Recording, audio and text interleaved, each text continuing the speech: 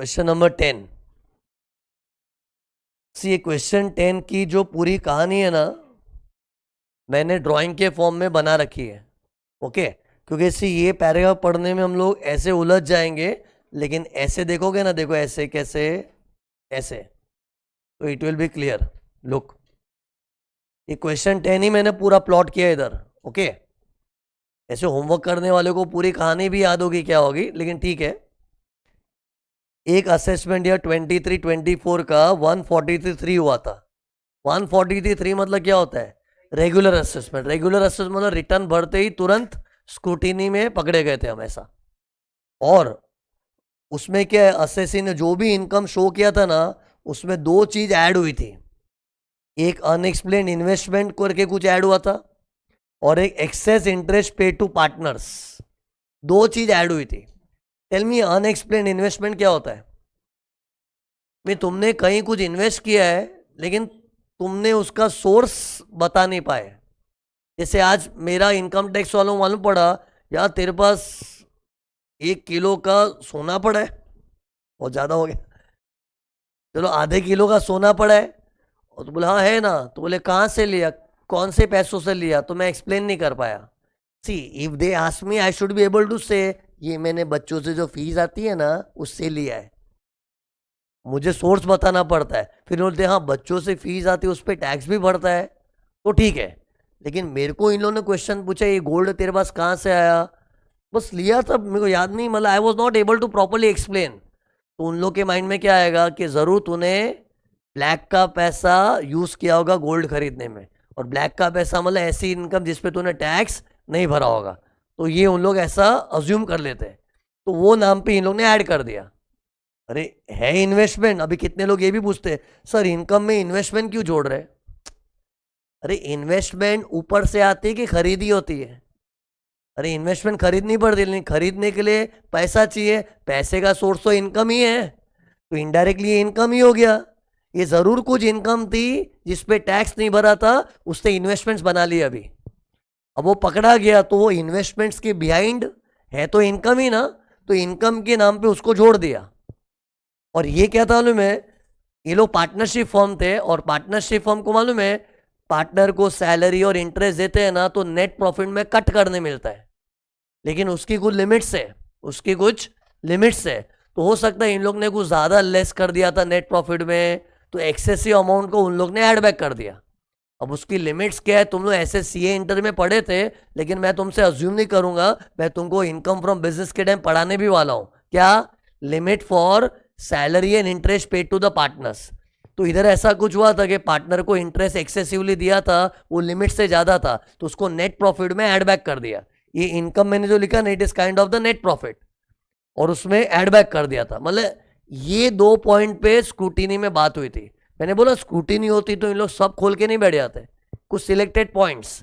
तो इधर कौन से दो पॉइंट पे चर्चा हुई थी? अनएक्सप्लेन इन्वेस्टमेंट और एक्सेस इंटरेस्ट। और फाइनली ये नो क्या कि हम तो ये ऐड करने वाले कर दिया उसने।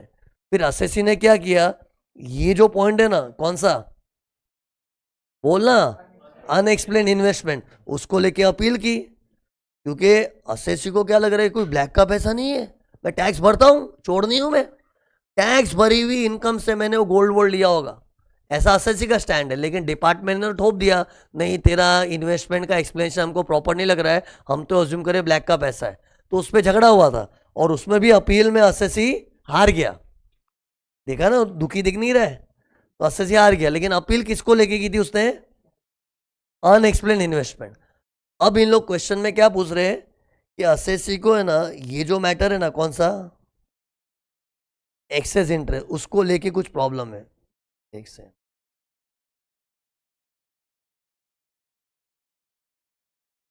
उसको लेके उसको दुविधा चल रही है असेसी को। ये जो पॉइंट है ना, कौन सा पॉइंट, एक्सेस इंटरेस्ट वाला, ये कौन सा इंटरेस्ट पेड टू पार्टनर्स है।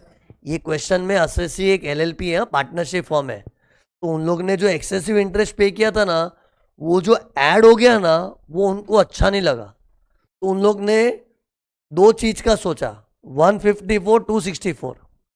154 में क्या बोल के करेंगे इन लोग कि भाई एक्सेस इंटरेस्ट ऐड करना ये अपेरेंट मिस्टेक है, लॉ में क्लियर कट बोला है।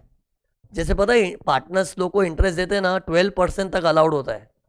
पार्टनरशिप फॉर्म पार्टनर्स को इंटरेस्ट देती है ना, तो अगर 12% तक है तो अलाउड है। तो हो सकता है एसएससी लोग बोल रहे हैं 12% तक इंटरेस्ट पे करते हैं, ये तो अलाउड ही है, एक्ट में लिखा है, फिर भी आप ऐड कर रहे हो, तो it is apparent mistake which is not debatable. मतलब एक ये स्टैंड है, और दूसरा इन लोग क्या बोल रहे हैं, हम 264 में हमारा रोना धोना करेंगे सीआईटी सीसीआईटी के पास। तो टेल मी, इन दोनों का आंसर दो, क्या इन दोनों में से कोई रेमेडी यूज कर सकते हैं? तो see as far as 264 is concern we can not use this remedy. क्यों? बिकॉज इस ऑर्डर के अंदर एक मैटर को लेके अपील हो चुकी है। अब वो अपील चाहे चल रही हो कि डिसाइड हो चुकी हो, अपील में घुसा ना तो टोटली उधर मर जा, मतलब टोटल मर्जर हो जा। तो अगर तू एक मैटर के लिए अपील किया, हाँ ठीक है, अभी अपने एक्सेस इंटरेस्ट एक अलग मैटर लेके बैठे, लेकिन 264 का तो रूल ही क्या है, अगर एक मुद्दा भी अपील में गया ना तो टोटली अपील में जाओ। 264 तेरे को हेल्प कर ही नहीं सकता है। Okay, but what about 154? 154 में टोटल मर्जर है क्या पार्शियल मर्जर? Partial merger. तो 154 में तो क्या है, ठीक है ना, ये मैटर अपील में गया था, एक्सेस इंटरेस्ट तो एक अलग ही मैटर है, तो उसको लेके 154 हो सकता है, provided there is an apparent mistake. ऐसा डिस्क्लेमर देना पड़ेगा। मतलब 154 में ये अड़चन नहीं आएगी कि अपील में गया, अरे गया तो कोई ऑल मैटर पे गया ना, ये तो दूसरा मैटर है, जिसको 154 में ले सकते हैं, but there should be some apparent mistake, तो 154 कैन बी डन। तो सी ये क्वेश्चन में भी अल्टीमेटली कुछ नया नहीं सीखा, ये थोड़ा क्या है, थोड़ा ज़्यादा स्पेसिफिक सिचुएशन देख के बनाया था, लेकिन पिछले क्वेश्चन में भी क्रक्स तो वही निकला ना यार, खाली 264 follows doctrine of total merger, rest है everywhere it is doctrine of partial merger. See question में यही लिखा था इन लोग ने, ये देखो, assessee approaches you to know whether it should apply under 264 और 154, बराबर ना? तो क्या बोलना चाहिए, under 264 assessee cannot apply because in this same order some matter has already gone in appeal, तो assessee cannot apply in 264, but however under 154 he can make an application, because under 154 even if some other matter has gone in appeal, we are wanting rectification for some other matter, no? So 154 is allowed provided there is an apparent mistake. Okay, तो सी ये apparent है कि नहीं, इन लोग ने ज्यादा details नहीं दिया है। सी अभी इन लोग क्या बोल रहे हो, एक्सेस इंटरेस्ट जो किधर गया नोट्स मेरा, ये देखो, ये चीज को लेके 154 उठा सकते कि नहीं। सी इधर क्वेश्चन क्या टेस्ट करना चाह रहा है, गिवन अ सिचुएशन की एक चीज की अपील हो गई है,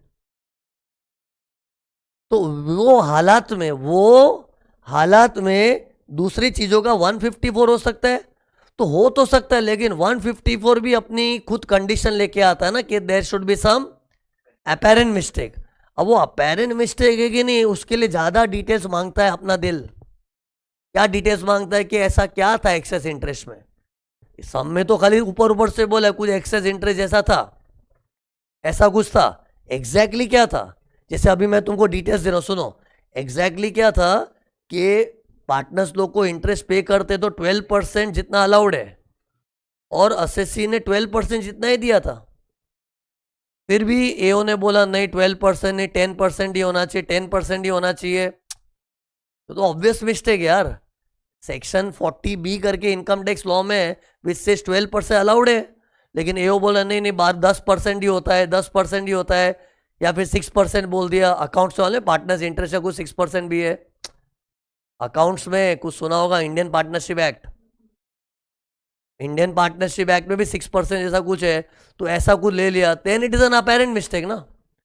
बट इधर अपेरेंट है कि नहीं वो बच्चों का टेस्ट नहीं कर रहे, they are testing students on what, कि गिवन अ सिचुएशन में एक चीज अपील में घुस चुकी है, तो क्या दूसरी चीज के लिए 154 का सहारा ले ही सकते हैं ना, क्योंकि ये चीज अलग ही है। तो 154 अदर मैटर्स के लिए डी बार थोड़ी हो रहा है, हाँ 264 तो टोटली डीबार कर देता है एक बार हम अपील में घुसे तो। ओके, तो ये था।